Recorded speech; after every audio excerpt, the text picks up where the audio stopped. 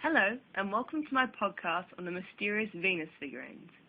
Now, for those who are not familiar with these small masterpieces, let me give you a brief description. The Venus figurines are small female statuettes that were found all over Europe and date back as far as 35,000 to 40,000 years ago. There are many interesting features on the creations that do raise a couple of eyebrows, or questions. The interesting thing about these creations is that they are within 4 to 25 centimeters in height, but the most prominent and outstanding feature of these is that they are females with enlarged genitalia. Strange, hey? They have huge thighs, large breasts, massive buttocks, and protruding bellies. Some are led to believe that they could be connected with some early form of religion. Some see it as a fertility symbol, and others just as jewelry, as there is evidence that they could have been worn on a necklace like a pendant. Having heard this, bearing in mind this is not even half of the story that comes along with these peculiar pieces of art, what do you think these are all about? What use did they have? Why were they so spread across Europe, yet they were so similar in design? What does this tell us about developing countries and cultures? What does it tell us about their views on women? That, my friend, is what we're going to uncover in this podcast.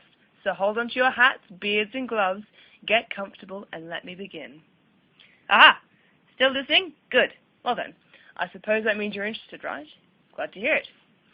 This is some very interesting stuff. Now, think of this as a history lesson, but the kind where it's fun, and I bombard you with information that you don't have to write down. It's all for you to absorb and enjoy. Let us start at the very beginning. If all of these figurines differ slightly and were found all over the shop, why did they all come under the same label of Venus figurines? We all know who Venus is, yes? She is the Roman goddess of beauty, simple.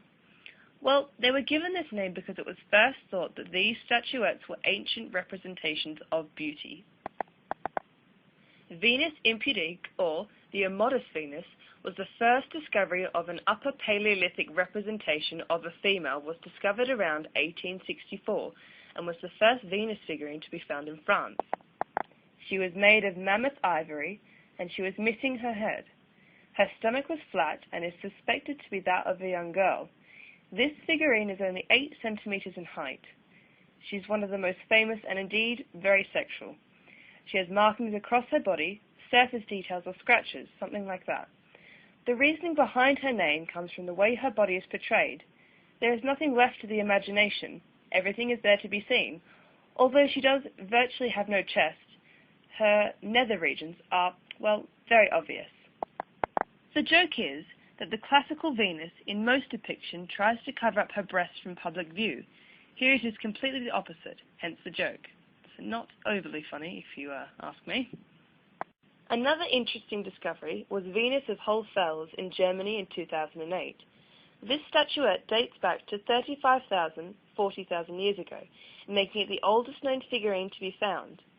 This again is made out of mammoth ivory, and it is believed to have belonged to the early Arabian culture, which lasted broadly within the period of 35,000 years to 45,000 years ago. This time period is associated with the assumed earliest presence of Homo sapiens in Europe, so Cro-Magnon. It is the oldest undisputed example of Upper Paleolithic art and figurative prehistoric art in general. An interesting description of this Venus statue is the fact that she has perforated protrusion, which may have allowed the owner to wear it as an amulet, linking it to jewelry making. Next up, we have the famous Venus of Willendorf. She was excavated in 1908 in the Danube Valley of Austria.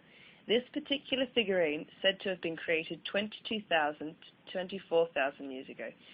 Since she was found, hundreds of similar figurines have been discovered from the Pyrenees to the plains of Siberia. Willendorf is 11 centimeters in height and does have a head attached with detailed indications of hair or a woven hat. She is carved from Oolithic limestone that has been noted to be not readily available in the immediate area, and she is also stained in red ochre. This gives an indication of being an ornament of some sort. Maybe it was something someone had created and was proud to show off. Maybe place it on a mantelpiece or something. This brings me to my next and most significant Venus statuette. The significance of this piece doesn't come from its date, or because the shape and exaggerated genitalia, which are all important and won't be left out, but because of the material used. This, my friends, is the oldest known use of ceramics! Everyone get excited. Yes, that's quite right. This Venus statue was discovered in 1925 in a layer of ash that was broken in 2 pieces. She was made from clay and fired at a low temperature, and the date of this beauty is at 29,000 years ago. Now, getting back to the things we know, there is a huge bottom on this figurine. Yes, that's quite right, I said bottom. Along with pendulum-like breasts. Yes, I did say breasts too. Stop it, all of you. Now, the rear of this piece, there are 2 lines on either side of her back, which seem to indicate something similar to that of, fat rolls. Could this possibly mean that the person making this decided to use such detail that he chose to include such a thing? The answer to that, my friend, is, well, who knows? A strange fact about this particular artifact is if you look closely, it has 4 small holes in the top of its head to hold something. It is said that it could hold flowers or herbs, but really it kind of just looks like a salt and pepper shaker. But, well, don't tell anyone that, hey. The plot thickens with another mind-blowing fact. Can you handle it? Well, what was found on this particular Venus figurine during a tomograph scan that was done in 2004? Well, I'll tell you what, a child's fingerprint, that's what! The child's print is said to have come from a 7 to 15-year-old who probably was playing with it before it was fired. Could a young boy or girl have made this? Well, researchers believe it is quite unlikely due to, well, it'd be a bit weird, wouldn't it, if a child was making a figurine of a naked woman? Yes, I think you all agree. Let us crack on to the more tantalizing information. These figurines have been found all throughout France, Spain, Germany, Italy, Switzerland, Austria, Czechoslovakia, Turkey, Israel, the Middle East, Russia, and as far east as Malta. Jesus, these people were busy. It is said that all figurines found in Western Europe tend to emphasize thighs, bottoms, and hips. Anything found in Eastern Europe emphasize breasts and bellies, which could also indicate pregnancy. The central parts of Europe seem to be a happy medium between 2. This leaves the dumbfounding question of, how on earth did the knowledge of the figurines travel? Surely one man didn't decide to make one of these and then take a stroll across the other side of the continent for a laugh. It leaves the question open to anyone's opinion, really, but the most likely answer is that these skills were passed on orally through families, who then maybe migrated and passed it on to another family, so on and so forth. The point is, it gives a feeling of unity in a time of isolation. Well, maybe that's a bit cliché. That and this is incredibly advanced for its time. I suppose I should talk more about the over-exaggerated body parts that are so constant and fluent throughout every Venus figurine, and how they've been interpreted over the years. Drum roll, please! The next theory is that of fertility. That's right, the Venus figurines were considered to be something of a fertility symbol. It is known that Venus of Willendorf from Austria has been identified as a fertility idol due to her, detailed private parts. But it is also noted that this could have been unintentional.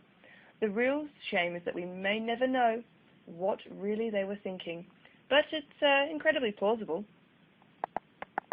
It has largely been assumed that the exaggerated breasts and hips were meant to emphasize fertility. However, another suggestion is the shape represents a genetic characteristic known as steatophagia, which is when high amounts of fat are stored in the breasts and buttocks, reaching its maximum development in women during pregnancy. This genetic trait is found throughout Africa, where it allows hunter-gatherers to store fat during the dry season, when there is less to eat. If this is the case, then we are given more insight into the world around the people who created these mini pieces of brilliance. The next theory is an early form of religion and idolization of the figurines, and for this I have a quote from the book When God Was a Woman, written by Merlin Stone in 1976. Brace yourselves. It is shocking to realize how little has been written about the female deities who were worshipped in the most ancient periods of human existence. Exasperating to then confront the fact that even the material there has been is almost totally ignored in the popular literature and general education.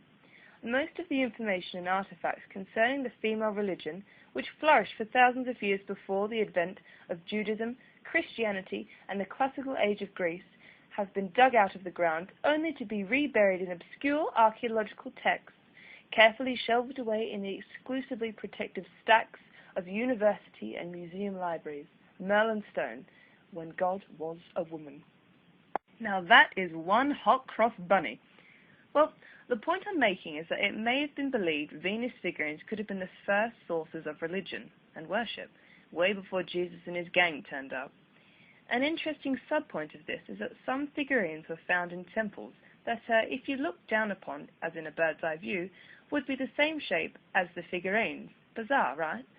Interesting indeed. This supports the idea of a heavy connection with religion.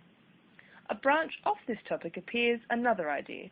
Maybe they were used for healing properties, a good luck charm even, or just an ornament to place on a nice slab of rock at home. A theory I have is that they could have been used as a basic form of currency at some point, and then became art, and maybe were more desirable as time went on. Something that caught my eye whilst doing my research was a bizarre correlation between something peculiar with the types of figurines and animal brains. Evidence to back up the theory, but it is interesting all the same. Some of the longer-legged and slightly thinner Venus figurines would have fit this theory, but like I said, there is not enough evidence to back it up, and the only use for it was for ancient shaman carving brain replicas, maybe to use as a guide when killing an animal. Well, we'll leave that one to the experts, won't we? My last interesting fact is the relating to the Venus figurines and their similarity to the Earth Mother at Catalhayuk. It is a still figurine of a woman, but this one is different. She is sitting in a chair which provides us with information that this particular civilization had furniture. Another interpretation of this piece is she is someone of power and high status, and when she is compared to the more recent Earth Mother depictions around in Europe, such as Sibyl of Minoa, Greece and Britannia, they are almost the same person, all these thousands of years later. In conclusion to this, my dear friends, the majority of questions raised by these small masterpieces can never really be answered. I suppose it's kind of like aliens in crop circles. They are a tiny capsule into the past that make you wonder how we functioned as a society and how women were portrayed by the men, the manly men. The advanced methods used to form these precise-looking features and toolkits that would have come along with them are so hard to comprehend. Thank you ever so much for listening. You may stop holding on to your socks, gloves and hats, and beards. Thank you for listening. Cheers.